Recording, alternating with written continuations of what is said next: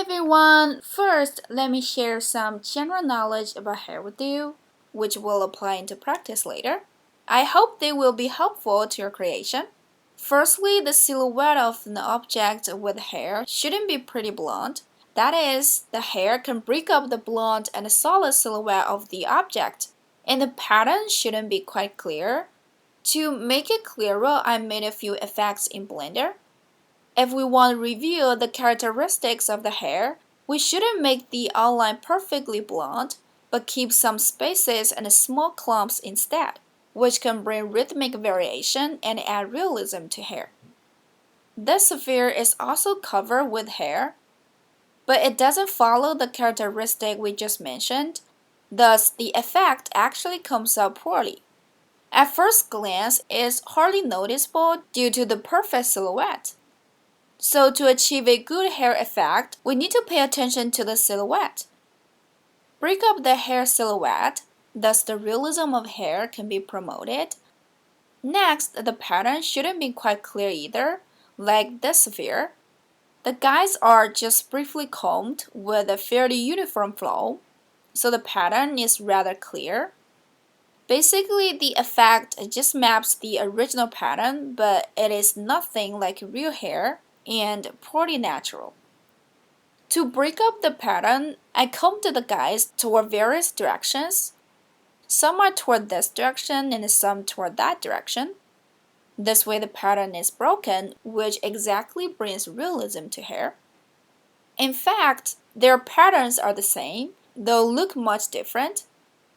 Secondly, the spaces in between the appropriate amount of hair add realism. I unaligned and scaled up appropriate amount to highlight it. It's not the case that the more hair we add, the better it will look.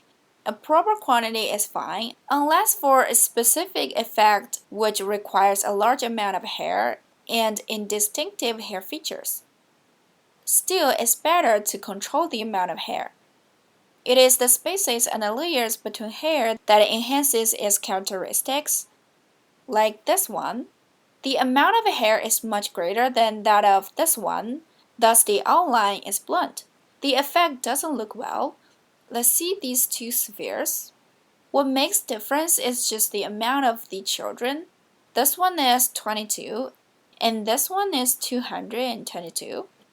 We can obviously see this effect is more realistic, but that depends on our needs after all. Next, the softness of hair.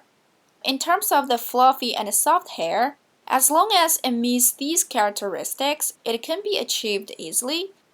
First, the soft hair is relatively fine, with blurred and soft highlights, high transmittance, and light shadows.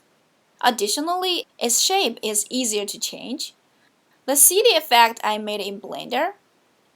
Basically, it meets every characteristic of soft hair. It looks pretty soft and furry.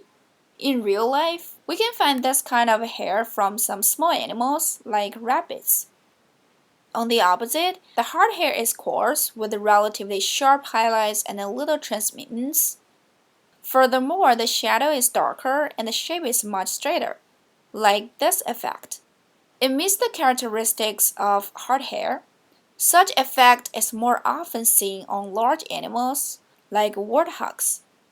Here I set a fine and coarse in italics, which means this item is not an absolute truth. If coarse hair possesses these characteristics of soft hair, it still belongs to soft hair, but sort of coarse and furry. Similarly, if fine hair possesses these characteristics of hard hair, it's also the hard hair, kind of straight with very sharp highlights, like the shape of needles or steel wires. So take a note here, the last three characteristics play a decisive role in the softness of hair. Lastly, the material property. Many beginners may ask a question. I've made a lot of details, but why do they disappear after materials are applied? Actually, I met the same problem when I first started grooming hair. The key point lies in setting correct material properties. Different details possess different material properties. Like we just mentioned, soft hair has its own specific properties, so does hard hair. So when shading hair, we should consider not only the inherent color, but also the reflection and the transmittance. These two largely affect the realism of hair, so they are particularly important. I underlined and emphasized it. This is the hair effect of a sort of antelope I tested before. There are a lot of little speckles on body like this. The speckle details on the hair are quite rich. This is the effect with highlights added overall. We can see the details are covered by the uniform highlights, thus hardly noticeable. In this effect, I give the speckles on every hair different reflection and transmission. We can see that hair reflection brings rich subtle details. That is, different hair possesses different properties. Some speckles are lighter, some are darker. Generally speaking, lighter hair has weaker highlight and a higher transmission. Darker hair has high reflection and a lower transmission. Provided that the reflection and the transmission are set properly for different color of hair, the effect will be good. In this effect, both light speckles and dark speckles have proper reflection and transmission, so the effect is good. Here I just briefly explained some key points. In the following episodes, we will apply them into practice. I believe you'll know better about them. Let's briefly explain 3 selection modes first. Here they are, these little icons. The corresponding shortcuts are 1, 2, 3. They're not on the numeric keypad, which are to switch views, but the keys above Q, W, and E. Then let's see the differences between the 3 selection modes. Actually, path edit mode and point select mode work the same way when we select all the guys or select nothing. In tip select mode, the brush intensity gradually lessens from the tips toward the roots. It's greater at the tips and less at the roots. Point select mode is good for making the hair of some small animals, since the brush lastly affects the roots and thus to keep the roots of the hair fluffy. Let's see the difference between the first 2 modes.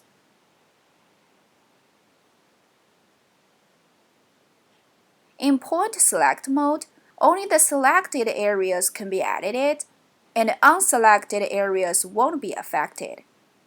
But in path edit mode, the effect on the guys won't be confined by the selection. Whether we select any guys or not, all of them can be edited. I usually use point select mode when grooming a small part of guys, for example, making a clump here. It's very convenient to comb the guys, since the unselected part won't be affected.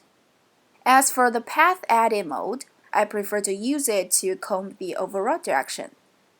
Say we finished this style and want to make the overall direction flow rightward slightly, then we can switch to path edit mode to do it. Well, that's the difference between the first 2 modes. Okay, let's move on to the parameters. There are 2 types we have to learn, simple and interpolation. In none mode, there are only guides. When we toggle simple or interpolation, children will be applied.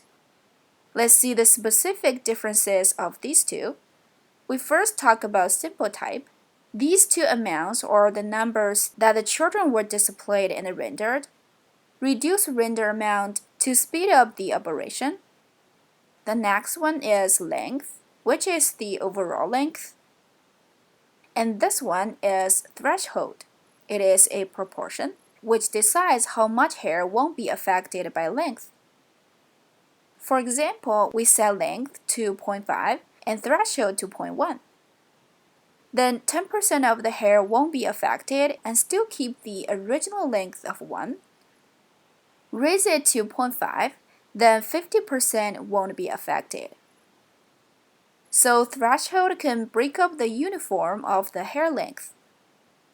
I usually use it to fray the silhouette of hair, which brings some rhythmic changes. This is the random seed.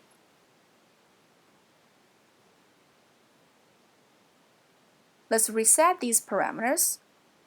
This size is really used. Let's move on. This is the radius of children. When it is 0, the children will become like 1 hair.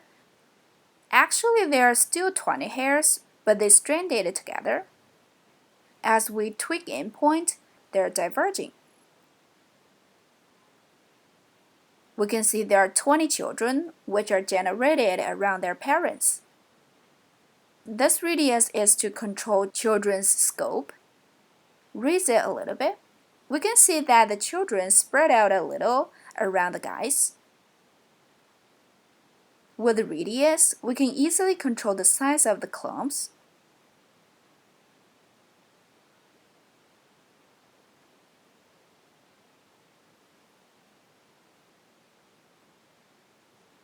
Let's move on to the clumping tab. The first is clump. When it is positive, the children are converging. When negative, the children are diverging. Shape is the form of the clumps. Raise it, and the clumps become looser. Reduce it, the clumps become tighter. Twist needs more strand steps. This parameter is to twist hair upwards. When making the long curly hair of people, we know it's not just wavy, but also rotates upwards. Twist does this work. Let's come to clump curve, which controls clump intensity. Pull it down. This handle controls the roots, and this handle controls the tips. The top corresponds to clump of 0. The bottom corresponds to 1. Well, the curve shows the relation between shape and clump. The great thing about clump curve is to adjust the styles in detail. We can use it to make the middle part looser and make the tips a bit tighter. Now we get the clumps like this. Actually, it's just like the outline of the clump on this side. That's why the parameter is quite intuitive. Twist curve works on the same principle as clump curve. Clump noise can bend clumps to avoid the straightness.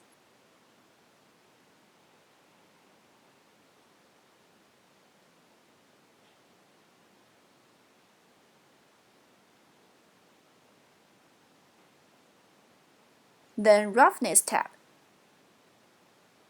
Uniform is to add roughness based on clump rather than hair individually. Size is to control the frequency of roughness. The larger the size, the lower the frequency. The smaller the size, the higher the frequency. The higher frequency, the more strand steps will be required. We can tweak it as needed. The next one is endpoint. As we showed earlier, it is to vary the directions of the hair's tips. Shape controls the effect intensity of endpoint on the hair from the roots to the tips.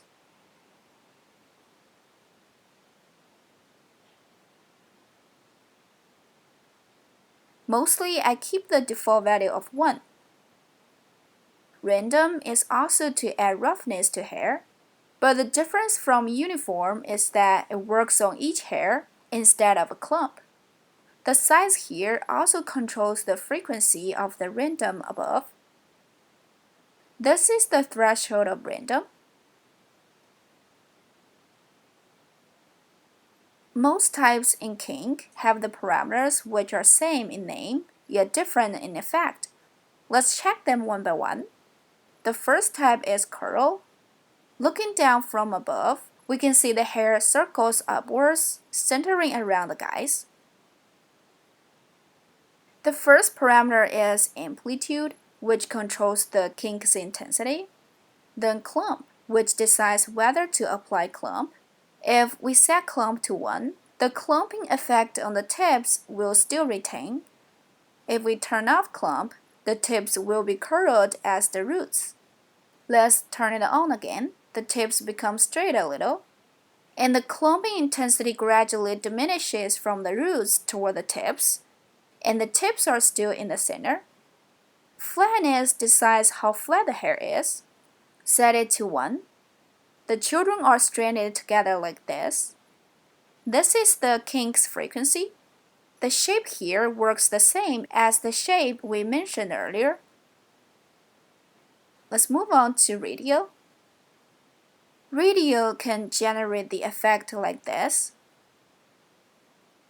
We can use it to make girls bubble braids.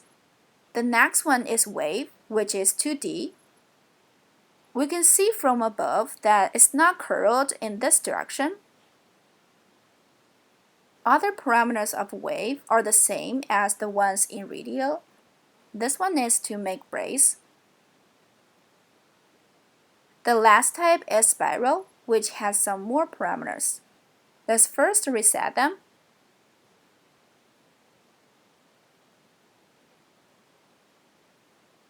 We order the axis since spiral doesn't work with the default axis. If we change it to X, spirals face toward X-axis, and they face toward Y-axis with Y on. The current amplitude is too high.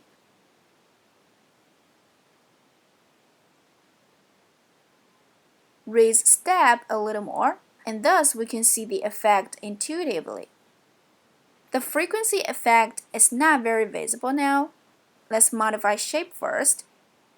We can see the tip offset is getting larger and now getting smaller. This is the frequency of the offset. Higher frequency requires more segments. This is randomized amplitude. It is not commonly used. Well, so much for simple. Let's move on to interpolation. The main difference between interpolation and simple is that the hair in interpolation are not distributed based on the guise, but randomly distributed on the plane. The density of the guise decides the radius of the clumps. Set clump to 1. Is clearer now? We can see there is no radius in interpolation.